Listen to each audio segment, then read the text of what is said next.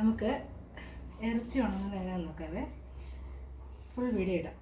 അതായത് നമുക്ക് കിട്ടുന്ന ഇറച്ചി എന്ന് പറഞ്ഞാൽ ഇതുണ്ടോ, ഇങ്ങനെ മൊത്തം ഇങ്ങനെ നെയ്യൊക്കെ ആയിട്ട് നമുക്ക് കിട്ടുന്നത്.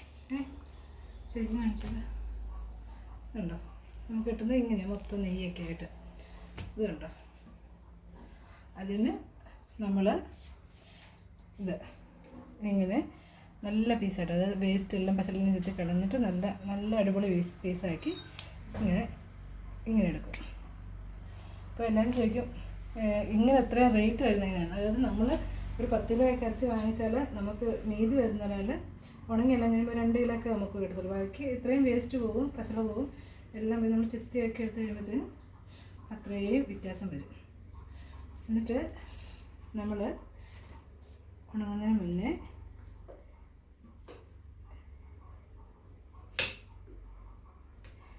ഉണ്ടോ കനം കുറച്ച് സ്ലൈസായിട്ട് നമ്മൾ ഉണ്ടോ ഇങ്ങനത്തെ പീസാക്കി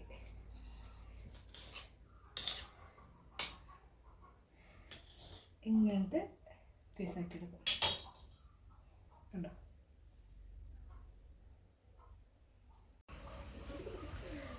നമ്മൾ ഇറച്ചിയൊക്കെ നല്ല ഉണ്ടോ കഴുകി സ്ലൈസായിട്ട് അരിഞ്ഞ് ഇത് ഉണങ്ങി കഴിയുമ്പോൾ പകുതി വരുള്ളൂ കേട്ടോ.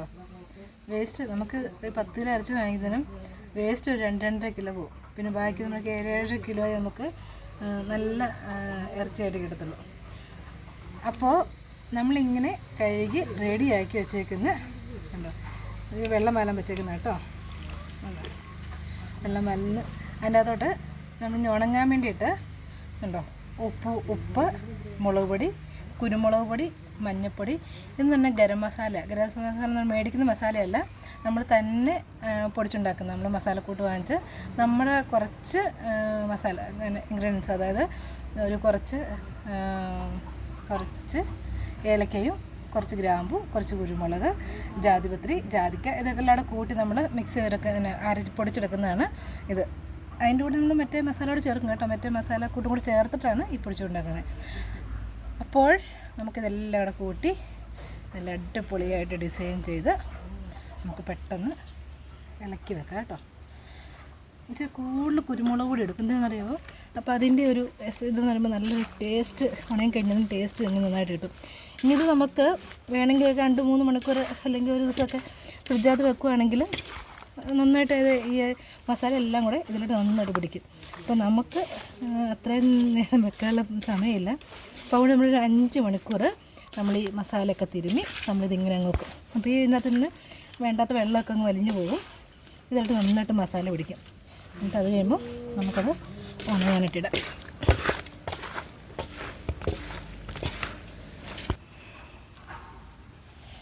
അപ്പോൾ ഉണ്ടോ നമ്മൾ നന്നായിട്ട് മസാലയൊക്കെ പിടിച്ചിരിക്കുന്നുണ്ടോ. നമുക്കിതിങ്ങനെ ഒരു 5 മണിക്കൂർ കഴിഞ്ഞിരിക്കട്ടെ കേട്ടോ. അപ്പോൾ അതിട്ട് നല്ല ഉപ്പും മുളകും എല്ലാം നന്നായിട്ട് അങ്ങ് പിടിക്കും. ഓക്കെ, കണ്ടോ നമ്മൾ ട്രേൻ്റെ അകത്ത് തീയിട്ടേക്കണേ. ഇതിപ്പോൾ ഇങ്ങനെ ഈ ട്രേൻ്റെ അകത്ത് തീയാകുമ്പോഴത്തേനും മുകളിലൊന്നും കത്തിയൊന്നും പോകത്തില്ല കേട്ടോ. നന്നായിട്ട് എന്താണെന്ന് പറഞ്ഞാൽ ചൂടും കിട്ടും. പിന്നെ നമ്മൾ പുകയ്ക്കുന്നത് പറഞ്ഞാൽ മുകളിലത്തെ പോക്കോയിൽ നമ്മൾ അടച്ചു വെക്കും. കാണിച്ചു തരാം, കണ്ടോ. അതായത് നമ്മൾ ഈ പോക്കോയിൽ അടച്ചു വെക്കുമ്പോഴത്തേനും ഇതിനകത്ത് നിറച്ചങ്ങോട്ട് പുകയാവും. കണ്ടോ,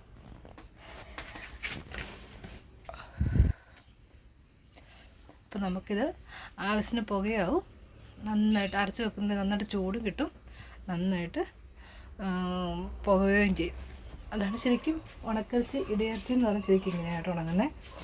നമുക്കെപ്പോഴും ഇവിടെ ഉണക്കറിച്ച് എപ്പോഴും സ്റ്റോക്കും ഉണ്ട്. നമ്മളിപ്പം ഒന്ന് ഉണങ്ങാനായിട്ടിടുമ്പോഴത്തേന് ഉണങ്ങി ഇങ്ങോട്ട് മാറ്റിയിടും. ഇവിടുന്ന് മാറ്റത്തില്ല. കാരണം എന്ന് വെച്ചിട്ടുണ്ടെങ്കിൽ ആ ചൂട് ചെറിയൊരു ചൂടും പുകയും കൂടി ഇങ്ങനെ മുകളിലത്തെ തട്ടിലോട്ട് മാറ്റിയിടും. ഇതുണ്ട് അടിയിലത്തെ തട്ടിലിത് മുകളിലത്തെ തട്ടിലോട്ട് മാറ്റിയിടും. അപ്പം ഒരു പുകയാണ്. അപ്പോൾ ചെറിയ ചൂടും പുകയായിട്ട് ഇതിങ്ങനെ കിടന്നോളും. കണ്ടോ, നമ്മൾ ഒരു സാഹചര്യത്തിന് എന്തുണ്ടോ ഇങ്ങനെയായി. നമ്മളിതിങ്ങനെ മറിച്ച് വെക്കണം. കണ്ടോ,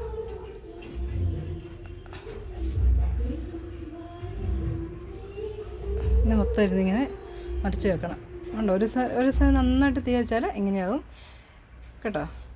നമുക്ക് നാളെ ഒരു ദിവസം കൊണ്ടുണ്ടെങ്കിൽ കിട്ടും. നമ്മുടെ അരച്ചെല്ലാം നല്ല ഉണങ്ങി നല്ല ഇതായി കേട്ടോ, കണ്ടോ. അപ്പോൾ നമ്മുടെ 3 ദിവസത്തെ അധ്വാനത്തിൻ്റെ ഫലമാണ് കണ്ടോ.